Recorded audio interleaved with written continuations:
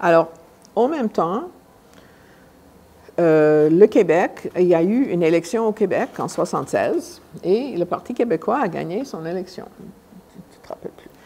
Et mais une chose intéressante qui est arrivée, c'est que le premier ministre d'immigration de ce gouvernement du Parti québécois était un homme qui s'appelait, pas toi, pardon, Jacques Couture. Et Jacques Couture, un jésuite. Jacques Couture était un homme extraordinaire. Il y a quelques années avant, c'était le candidat à la mairie de Montréal du RCM, du Rassemblement. Mais il était élu, un jésuite, un prêtre travaillant qui habitait à Saint-Henri, très proche d'une communauté vraiment ouvrière. Un homme extraordinaire et qui était élu et qui est devenu le ministre de l'Immigration et qui était là au moment de ces Boat People et qui a eu un grand intérêt pour l'accueil des réfugiés, qui a beaucoup encouragé aussi le programme du Québec et qui a fait beaucoup pour faciliter et pour encourager l'arrivée des Boat People et des réfugiés au Québec. Et je pense que c'est grâce à lui et grâce au réseau qui existait et grâce à toute une conjoncture de choses qu'on a eu la réponse qu'on a eue aussi. Alors, on a vu comment, quand tout le monde est sur la même longueur d'onde, les médias, les gouvernements, la population répond et on fait appel à la générosité, n'est-ce pas, des gens.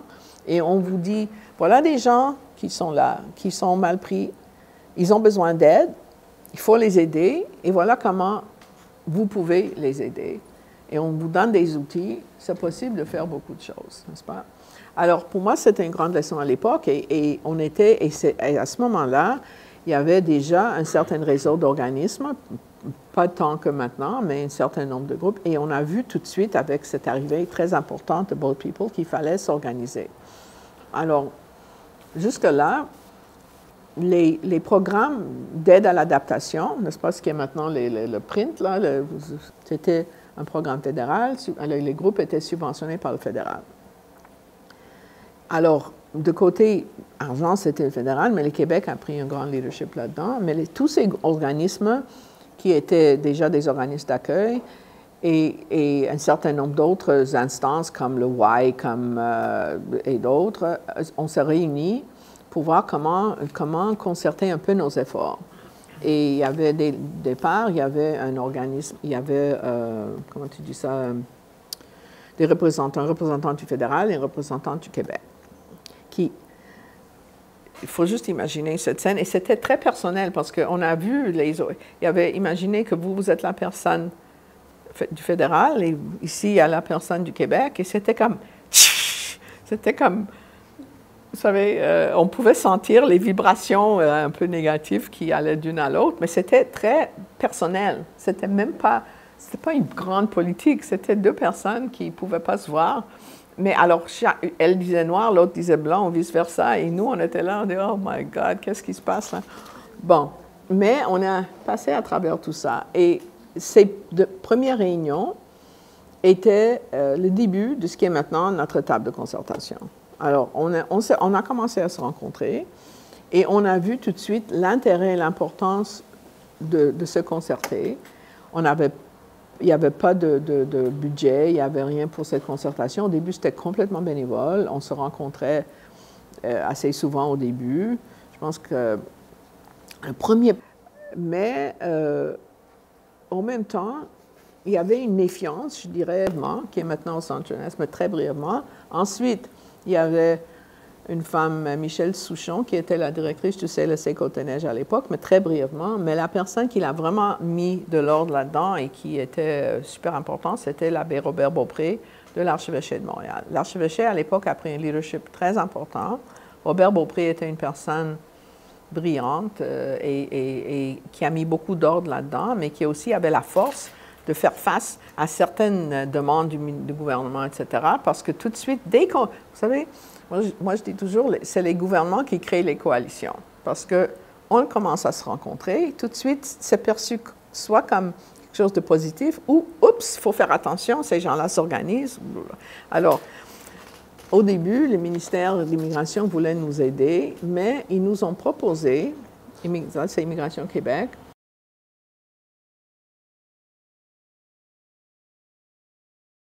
qu'ils allaient nous prêter une ressource.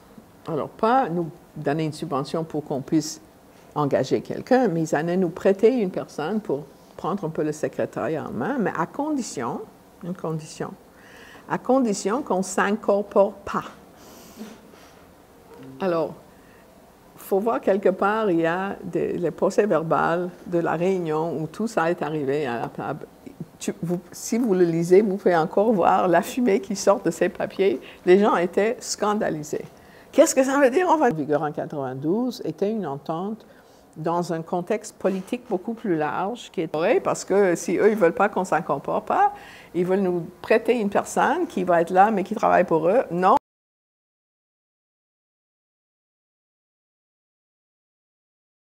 Qu'il faut être unis, qu'il faut être solidaire, et ça a beaucoup fait pour nous mettre sur une bonne voie.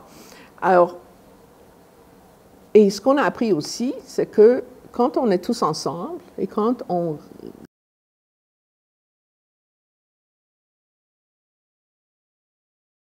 parce qu'avec tous les gouvernements, il y a des modes, n'est-ce pas? Il y a des modes, et je pense que vous l'avez vécu. Il y a une année qu'on vous dit qu'il faut travailler avec les gens comme ci, et l'autre fois qu'il faut comme ça. Il y avait un moment où tout devait se faire en groupe. Alors, je pense que tout le monde ici sait que quand vous faites une session en groupe, ce qui est très bon pour certains sujets, mais tout de suite après, vous avez des individus qui doivent vous voir individuellement. Tu ne peux pas juste faire un groupe pour des gens nouvellement arrivés. Il y a des choses que les gens ne vont pas discuter en groupe et pourquoi ils devraient le faire. Mais l'idée que les rencontres individuelles devraient être l'exception et les trucs de groupe la règle, c'est quelque chose qu'il fallait combattre, il fallait avoir des bonnes raisons. Alors, ce qui fait que ça nous a clarifié nos propres idées et on va arriver à ça tout à l'heure. Alors, pour dire que la table s'est formée avec tous ces événements. Éventuellement, il y avait un moment où le fédéral a eu une idée super intéressante. C'était un moment très... Alors, la personne... Il y avait à l'époque, pour les programmes de subvention, il y avait un volet A et un volet B. Alors, le volet A, c'était les programmes, comme vous le connaissez, qui s'appellent les services que vous offrez à votre clientèle. Et c'était évidemment comme, disons, le même modèle, mais avec différentes règles. Et ensuite, il y avait un volet B qui était pour des projets ponctuels. Alors, quelque chose que vous pouvez faire, un projet, un document, un colloque, quelque chose qui va aider à la pratique, etc. Alors, ça pouvait être un truc sur la justice et créer un manuel, ça pouvait être un logement, n'importe quoi. Mais c'était des petites subventions, 5 000, 10 000, 8 000. Là, notre agente de liaison a réuni tout le monde et a proposé, est-ce que vous serez intéressés, vous les groupes, à mettre ensemble toutes ces ressources, ça veut dire au lieu de faire des petits projets, imaginons que tout ensemble, ça fait 60 000 $ par exemple, okay? Et vous mettre d'accord sur un projet qui pourrait être important pour tout le monde. Et les gens ont beaucoup discuté et il y a eu toutes sortes d'idées sur la table. Et finalement, la chose qui est sortie comme le besoin le plus important et qui était la formation. Okay? Et la formation, il y avait un consensus là-dessus. Et ensuite, la question était qui va le prendre en main. Et là aussi, c'était le consensus de tous les organismes qui a dit si ça va à un organisme à un autre, ça va devenir leur programme, les autres ne vont pas adhérer. Il faudrait que ça soit à la table de concertation. Et si c'est à la table, ça nous appartient à tous et tout le monde va participer. Et ça, c'était un consensus des groupes. C'était absolument pas imposé du tout. C'était pas nécessairement prévu. Et ça fait que jusqu'à aujourd'hui, avec toutes sortes d'up and down, on a ce programme de formation qui est ouvert à tous les organismes membres de la table. Et c'était un grand acquis qu'on a eu avec le fédéral. Ensuite, je vous épargne, quand le Québec a pris charge de tous ces programmes, il y avait une tentative de le changer de façon qui aurait été très négative. On a tenu le coup et puis on a gardé. Mais ça fait que c'était un grand acquis à ce moment-là. Et la formation qu'on a développée depuis est partie à ce moment-là d'un consensus des organismes qui étaient là à l'époque. Et je pense que ça fait cette force parce que c'est quelque chose qui est resté très flexible, qui répond aux besoins du milieu, qui prend très au sérieux les évaluations des participants du milieu, etc.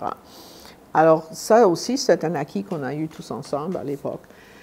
Ensuite, en même temps, parallèlement à tout ça, avec notre travail sur l'établissement, il y a eu des grandes discussions et les grandes batailles sur toute la question des demandeurs d'asile et les droits des demandeurs d'asile, et ça, c'était avec le fédéral. Alors, ça, c'était plus les gens, nous, comme représentants de la table, mais avec nos collègues à travers le Canada, ce qui est devenu le Conseil canadien pour les réfugiés, on a beaucoup, beaucoup travaillé sur la question des demandeurs d'asile, parce que, comme je vous ai dit, dans cette loi qui est arrivée en vigueur en 1978, il y avait un processus pour les demandeurs d'asile qu'on croyait dès le départ n'était pas juste. C'était un processus où, imaginons, vous êtes un demandeur d'asile, vous venez, moi je suis un agent d'immigration, vous venez me raconter votre histoire, il y a une transcription, vous venez avec votre avocat, une transcription, ensuite la transcription est envoyée à un comité à Ottawa qui va lire votre transcription et qui va décider sur la base de ce document si vous êtes un réfugié ou pas. Alors, vous voyez tout de suite qui est avantagé et qui n'est pas avantagé par ça. Et on trouvait ça pas juste dès le départ. Et ensuite, de plus en plus, il s'est accumulé un backlog parce qu'en plus de ne pas être juste, c'était très long. Alors, il y avait un backlog, il y avait beaucoup de personnes qui attendaient et il y avait beaucoup de personnes qui ne pouvaient pas bien se présenter via une transcription. Alors, il est parti une grande bataille pour avoir ce qu'on appelait une audition orale. Le gouvernement a beaucoup, beaucoup résisté. Et à un certain moment, dans les années 80, il y a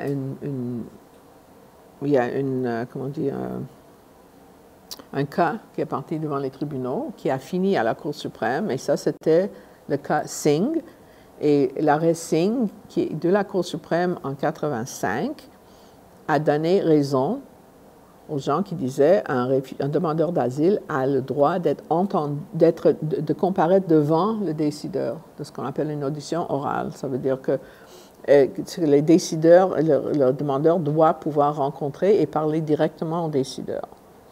Alors, je vous épargne longue histoire, c'était accueilli. Le gouvernement, les fonctionnaires avaient assuré le ministre à l'époque que jamais Singh va gagner, mais Singh a gagné.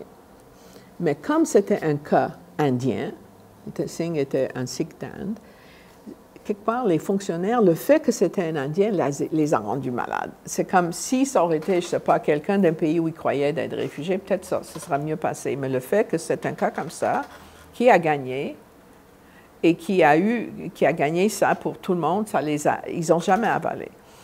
Alors, évidemment, là où je vais prendre une longue histoire, il fallait changer la loi. Alors, il fallait qu'il y ait Et c'est pour ça que le 4 avril 1985 est devenu une date très importante pour nous, qu'on célèbre chaque année, qui est les droits des réfugiés. Le 4 avril, c'était un grand gain pour la cause des droits des réfugiés, et c'est quelque chose qu'on célèbre chaque année. Au même temps, alors là, ils étaient obligés de changer la loi. Ça a pris quelques années. On est arrivé à ce que maintenant, la CISR, la Commission d'immigration statut de réfugiés, qui existe jusqu'à aujourd'hui, mais qui a beaucoup changé depuis des années, mais il fallait se battre à chaque étape pour être sûr que les demandeurs d'asile auront vraiment une audition convenable, qu'ils auront les conditions pour se faire entendre.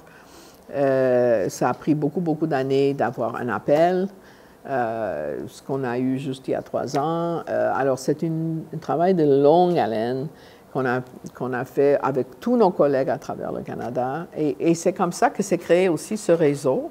Vous savez, ce cas Singh était les avocats qui ont gagné. C'était le Conseil canadien encore des Églises qui a mené cette bataille, mais les avocats qu'ils ont engagés à l'époque, alors je vous parle il y a 30 ans, à l'époque étaient très jeunes, brillants, mais jeunes. Barbara Jackman et certains autres. Maintenant, c'est des sommités, n'est-ce pas, du monde légal, mais quand ils ont gagné cette cause, ils étaient assez jeunes et ils ont gagné. Et c'était incroyable comme stimule que ça a fait pour l'idée qu'on peut aller devant les tribunaux.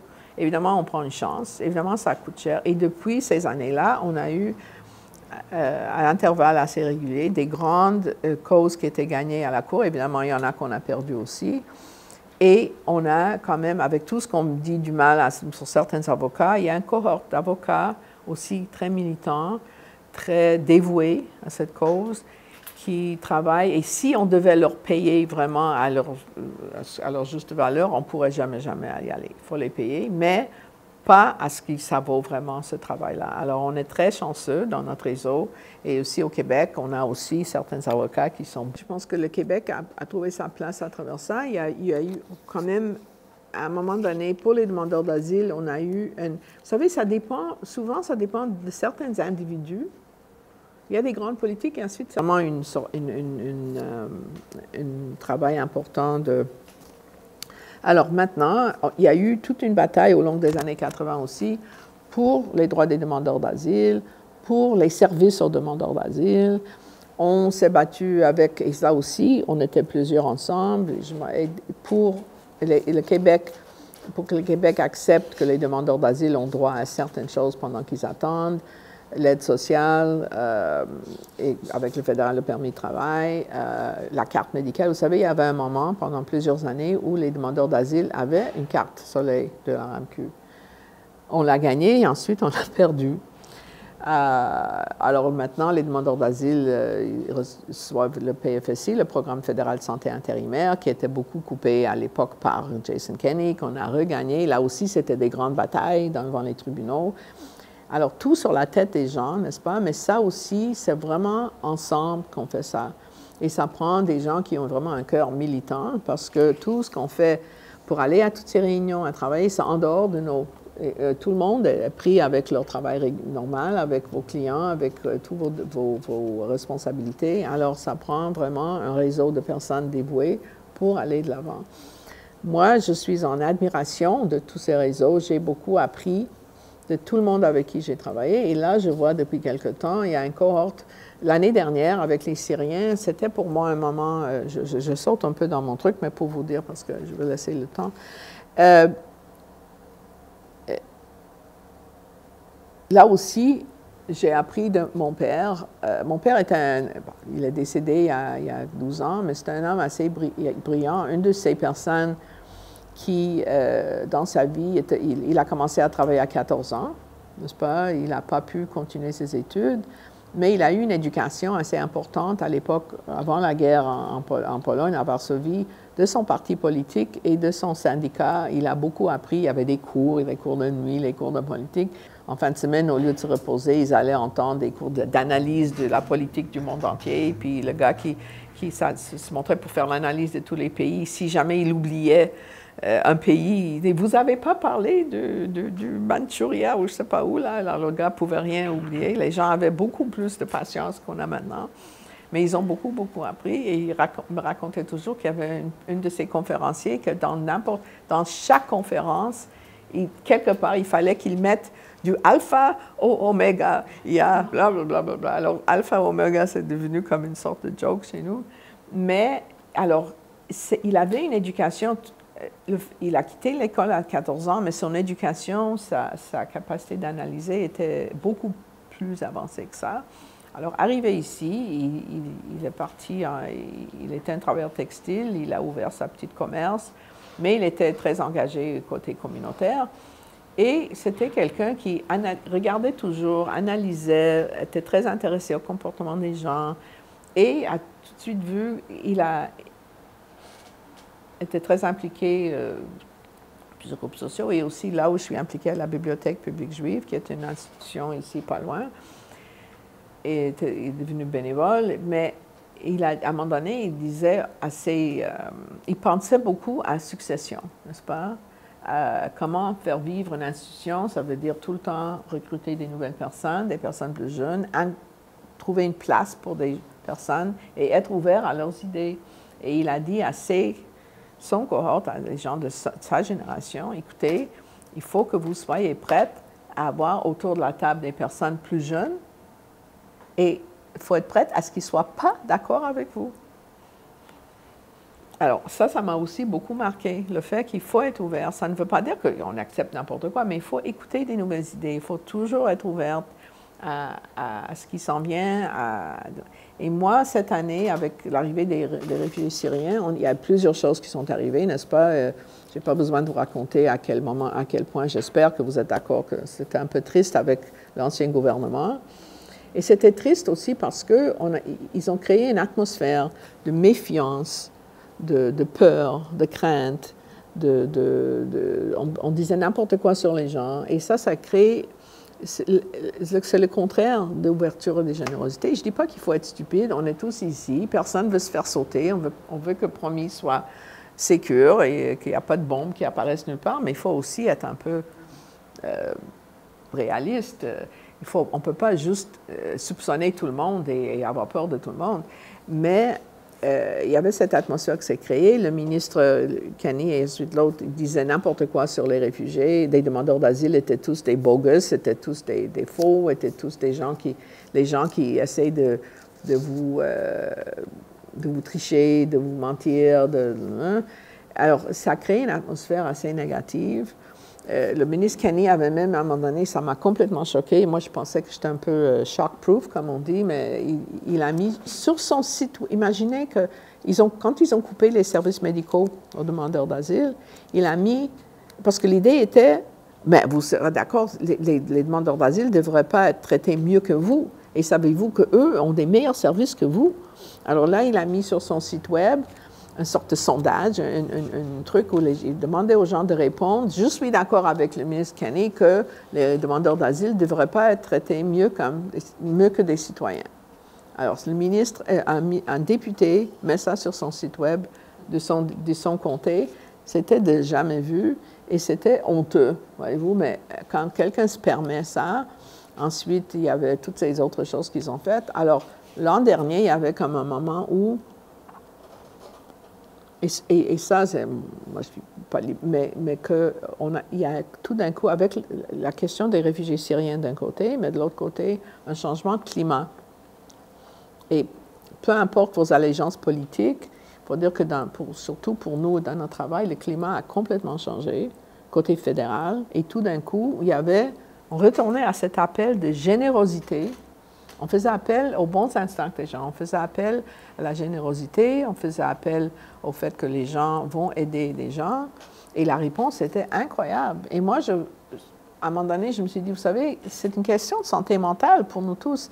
C'est pas bon pour notre santé mentale d'être tout le temps comme ça, d'être tout le temps avoir peur, d'être craintif, d'être méfiant.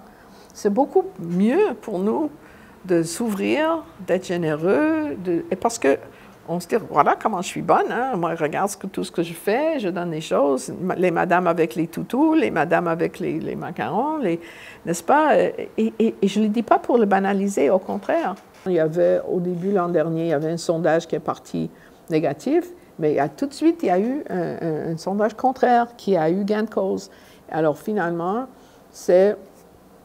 c'était ça qui a gagné. Et puis, je pense que les Québécois et les Canadiens ont prouvé qu'on est capable de faire des choses intéressantes. Maintenant, ce qu'on voulait faire à ce moment-là, c'est utiliser... Alors, pour certaines personnes, il y a eu... Parce qu'on n'en parle pas de tous les réfugiés qui arrivent chez nous, n'est-ce pas? Il y a tout un réseau qui accueille des réfugiés de partout dans le monde. On n'en parle pas. Alors, il y a beaucoup de personnes de la population. Il y avait les Boat People. Ensuite, c'était quoi le grand groupe? C'est quoi le groupe? Et vous étiez très impliqué au premier. 20 ans plus tard? Le Kosovo. Alors, 20 ans après les Boat People, il y avait les Kosovars. Alors ça, c'était toute une opération d'une autre ordre, mais disons que c'était aussi un moment où les Canadiens se sont ouverts grand, et puis au Québec, et Promis était très impliqué parce que, à ce moment-là, pour des raisons, parce que normalement, il y a un organisme à Montréal qui accueille les réfugiés pris en charge par l'État, et ça, c'est le CSAI.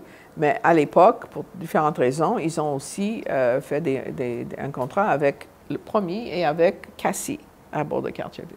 C'était un mouvement assez spécial parce que les gens n'étaient pas encore... C'était des gens avec des permis de ministre, ce n'étaient pas des résidents permanents encore. Ils avaient le choix de rester ou partir, retourner, etc. Mais il y a eu une euphorie totale, mais là aussi, il y avait le défi pour les gens du Promis, je me rappelle, et de Cassie, d'avoir une réponse pour les Kosovars. Mais vous avez une clientèle très variée, n'est-ce pas? Et je me rappelle très bien un de vos collègues qui a dit, écoutez, là, on a beaucoup d'enfants de différentes, avec une vision sociétale pour changer des choses. Alors, il y avait un certain élan là-dedans. Et Jacques Couture était un homme avec une vision sociale, et il y avait d'autres comme ça aussi. Alors, ça a créé une certaine atmosphère, et ensuite, évidemment, arrivent les événements dans le monde. Et pour d'autres, ça n'existe pas, les autres. Même chose est arrivée pour les Syriens, mais je dirais que très vite, dans beaucoup de cas, les gens ont compris que ce n'est pas juste les Syriens, d'autres pas si vite, et certaines compagnies non plus aussi. Hein. J'imagine que vous avez toutes sortes d'offres pour les Syriens et juste les Syriens, mais c'était un moment d'éducation du public, mais c'était un moment aussi où on a pu parler des autres réfugiés. Il y avait un moment où on a pu rappeler aux journalistes qu'il y a tous ces autres réfugiés. Et là, je vais peut-être finir avec là où j'ai pris ça un peu comme... Je me suis permise de dire, ah, tu as accompli quelque chose, parce que avec tout, il y avait, comme vous savez, sans doute, le Québec avait décidé au milieu des années 90 à régionaliser les réfugiés. Comme ils ne pouvaient pas forcer les immigrants à aller n'importe où, ils ont commencé avec les réfugiés. Alors, les réfugiés pris en charge par l'État, ça veut dire les réfugiés que le Québec finance, on les envoie à différentes destinations à travers le Québec. Parfois, il y a succès, parfois pas, mais ils ont commencé avec les réfugiés de la guerre de Bosnie. OK, là, je vais dire quelque chose, mais j'espère que vous n'allez pas tout de suite, parce que c'est il y a 20 ans. Mais moi, je suis convaincue que quelque part, dans un bureau, ils ont dit, ah, voilà, les gens d'Europe, ça, c'est une bonne population envoyée en région. Je ne peux pas le prouver, OK? Jamais, mais je pense que, et peut-être les gens qui l'ont fait n'ont pas pu admettre à eux-mêmes c'est ça qu'ils font, mais quelque part, il y avait ça là-dedans. Mais guess what? Les Bosniaques sont des êtres humains. Ils ont décidé pour eux-mêmes. Certains sont restés, certains sont partis. Et tout le monde a dit l'accueil était excellent. Mais ensuite, il y a question d'emploi, il y a question de ci, il y a question de ça, nos familles. Alors, depuis 20 ans, ou plus que 20 ans, on reçoit et on installe dans les différentes villes du Québec des réfugiés de partout, mais on n'en parle pas. C'est pas quelque chose, et on dit au gouvernement, écoutez, soyons fiers de ce qu'on fait. Soyons fiers du fait qu'on accueille les gens de partout. Combien de Québécois savent qu'on reçoit des Lamsatas et des Karen et des Bhoutanais, n'est-ce pas, le Bhoutan, le pays le plus heureux au monde, mais qui produit des réfugiés, les Congolais, les Afghans, les Irakiens. Avant les Syriens, il y avait plusieurs années, on reçoit des Irakiens, personne n'en parle, personne ne trouvait que c'était une menace parce que personne ne sait qu'ils arrivent.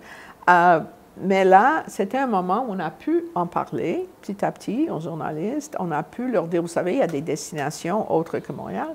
Ah oui? Il y a des réfugiés à Drummondville. J'ai dit, I didn't know that. Saint-Jérôme, j'ai dit, yeah, Saint-Jérôme, ce n'est pas juste une escale pour aller aux Laurentides. À Saint-Jérôme, il y a un organisme qui fait, justement, l'an dernier, ils ont fêté leur 25e anniversaire, qui reçoit des réfugiés de partout, et d'ailleurs, qui font un travail extraordinaire ces jours-ci avec le parrainage. Alors, c'était une chance pour familiariser les journalistes et d'autres personnes du fait qu'il y a ces organismes-là, qu'il y a ces villes. Et là, où je vais finir avec ça, là où je ne me trouvais pas pire, disons, si je peux me vanter un tout petit peu, c'est que le 5 janvier, juste de cette année, juste en pleine euphorie syrienne, j'ai amené une journaliste de la Gazette, qui est d'ailleurs très bonne, Catherine Soliam, à Drummondville, qu'elle a découvert, c'est notre ami Daryl et tout ce qu'il fait. Et elle a fait un article où, à la une de la Gazette, il y avait une famille congolaise. Et moi, je dis, OK, pas pire. On a quand même raconté une histoire d'une autre famille. Mais c'était un moment. Alors, il faut parfois saisir ces moments et trouver comment répondre à la question, mais aussi insérer d'autres informations. Alors ça, c'est tout un... Il faut le faire pour apprendre à le faire. Mais je pense que ce que je dirais que, finalement, je suis très fière de notre réseau. Je suis très fière de ce qu'on fait. Et je vais finir en vous disant, je pense que vous l'avez. Et la première version de ce document, qui s'appelle Cap sur l'intégration, c'était une sorte de document accordéon. Mais alors ça aussi, c'est le produit d'une sorte de, pour ne pas utiliser un mot trop, un ras-le-bol qu'on avait à un moment donné de se faire imposer tout le temps des visions qui changeaient une année après année sur l'intégration. N'est-ce pas? Cette année, il faut le faire comme ci, l'autre année. Cette année, il faut utiliser tel mot et tel mot dans votre demande de subvention. Une année plus tard, tu ne peux plus utiliser ces mots, mais il faut utiliser un autre mot. Mais la tâche, finalement, elle n'est pas si différente. Et il y a une vision qu'on trouve, nous, du communautaire, que nous avons comme expérience. Alors, on s'est dit, face à tout ça, et pour ne pas être tout le temps à la merci de toutes ces politiques et changements de vision de différentes bureaucrates et certaines universitaires aussi qui concoctent des choses dans leur bureau, on va travailler sur notre vision. Et pourquoi on est très fiers de ce document? Parce que c'est vous autres qui l'ont créé. Ça veut dire vous ou vos amis. Il y a eu un travail de plusieurs années où on a testé certaines idées, les gens ont travaillé là-dessus, il y avait un input de tous les intervenants et les organismes, il y avait un brouillon initial, ensuite il y avait une sorte de colloque où tout le monde a travaillé ensemble, et finalement il y a eu la version finale qu'on a produite, on a fait un grand lancement, et comme je vous ai dit, la première version était un peu, alors là je vais vous le distribuer, ensuite on va mettre combien là? Et je pense que plusieurs années plus tard, ça reste encore d'actualité parce que du fait qu'on a tous travaillé ensemble. Alors, regardez un peu. Alors, si vous ouvrez. Attends, est-ce que tout le monde a une copie? Est-ce que quelqu'un a besoin d'une copie? Alors, si vous regardez. Ça s'appelle Cap sur l'intégration. Sur la partie rouge, ici, il y a un peu la raison pourquoi on a fait ce travail. Ensuite, vous avez, sur la première page, notre vision de l'intégration. Ça veut dire comment nous, on voit ce travail. C'est quoi l'intégration? C'est quoi le processus? C'est quoi les indicateurs objectifs et subjectifs? Ensuite, prochaine page, c'est nos valeurs et principes qui sous-entendent notre action. Ensuite, et ça, je pense que c'est génial parce qu'ensuite, les deux dernières pages, c'est un glossaire. C'est une définition de toute cette terminologie qui nous permet de dire, OK, quand on parle d'économique, voilà ce qu'on veut dire. Quand on parle de sociétal, voilà ce qu'on veut dire. Et c'est vraiment quelque chose qu'on a beaucoup, beaucoup travaillé. Vous n'êtes pas obligé d'être d'accord avec chaque mot, mais juste pour vous dire que c'est vraiment un document qui vous appartient complètement, qui nous appartient tous ensemble, parce qu'on l'a créé ensemble. Ce n'était pas imposé d'en haut. C'est vraiment venu de la base et je pense qu'on peut encore en être assez fiers. Voilà. C'est ça. Alors, s'il y a des questions ou des commentaires ou des choses où vous n'êtes pas d'accord, on y va.